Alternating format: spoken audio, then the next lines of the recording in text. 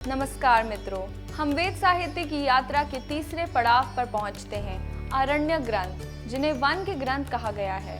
ब्राह्मण ग्रंथों में जहां यज्ञ और कर्मकांड की शिक्षा मिलती थी, वही आरण्य ग्रंथ हमें लेकर आते हैं वन की नीरवता में, जहां बाहरी क्रियाएं धीरे धीरे भीतर की साधना में बदल जाती है।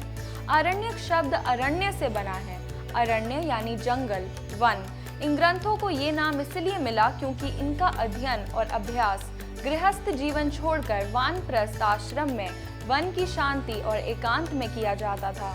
ये वे अवस्था थी जब इंसान धीरे धीरे समाज और परिवार के कामकाज से अलग होकर अपनी जीवन का केंद्र आत्मा और ईश्वर की ओर मोड़ता था।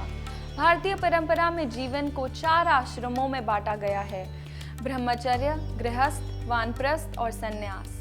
ब्रह्मचर्य में शिक्षा मिलती है, गृहस्थ में कर्तव्य और यज्ञ, और वानप्रस्थ में यही आरण्य काल आता है जहां वन में रहकर साधक ध्यान, उपासना और मनन करता है।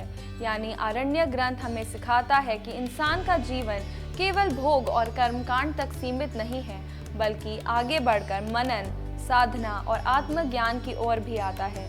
ब्राह्मण ग्रंथों में जहां अग्नि में आहुति दी जाती थी, वही आरण्यकों ने कहा अब असली आहुति है इंद्रियों पर संयम, विचारों की शुद्धि और ध्यान की साधना।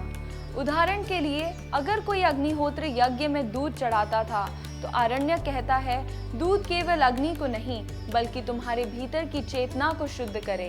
इस प्रकार आरण्य ग्रंथों ने यज्ञ को बाहरी कर्मकांड से उठाकर आंतरिक साधना और ध्यान का रूप दिया।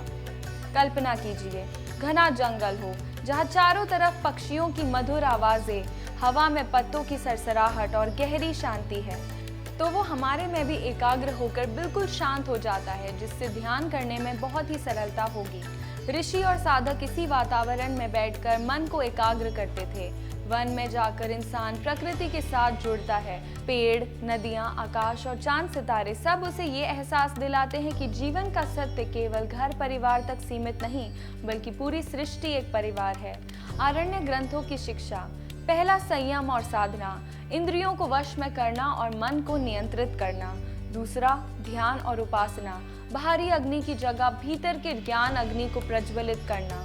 तीसरा है प्रकृति का महत्व, वन ही वह स्थान है जहाँ साधक ध्यान, शांति और आत्मिक अनुभव को पा सकता है। और चौथा है आध्यात्मिक यात्रा की शुरुआत। ये ग्रंथ हमें उपनिषदों की ओर ले जाते हैं, जहाँ आत्मा और ब्रह्मा का गूढ़ ज्ञान है। कहा जाता है, एक ऋषि अपने शिष्य को लेकर वन में गए। शिष्य ने पूछा, गुरुदेव, यज्ञ तो हमने बहुत किए, अब वन में आकर हमें क्या करना है? तो ऋषि मुस्कुराए और बोले, बेटा, अब तक तुमने अग्नि में आहुति दी, अब तुम्हें अपनी वासनाओं को आहुति देनी है। असली यज्ञ वही है जब मन की अशुद्धियां जलकर भस्म हो जाए।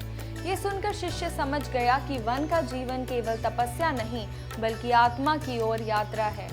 तो दोस्तों, आरण्य ग्रंथ हमें ये सिखाते हैं कि जीवन में एक समय ऐसा आता है जब हमें बाहरी कर्मकांड से हटकर भीतर झांकना चाहिए। जंगल की शांति, ध्यान की साधना और आत्मिक अनुभव, यही है आरण्य ग्रंथ का सार। ये हमें अगली मंजिल की ओर ले जाते हैं, उपनिषदों की ओर, जहां आत्मा और ब्रह्मा के अद्वैत ज्ञान का रहस्य छिपा है। अगले एपिसोड में हम जानेंगे उपनिषद ग्रंथ, आत्मा और ब्रह्मा का रहस्य। धन्यवाद।